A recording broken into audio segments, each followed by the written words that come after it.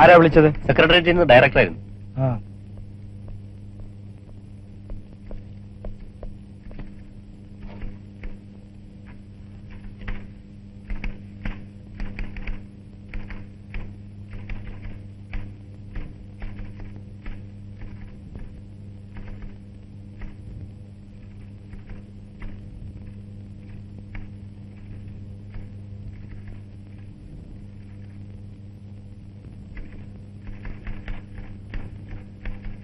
Sir, എന്താ?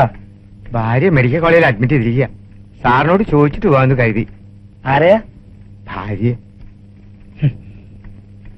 Sir, sir ലീവില്ലേ? Sign ചെയ്തു പോയി സാർ. സൈൻ ചെയ്തു പോയെങ്കിൽ പോകണ്ട.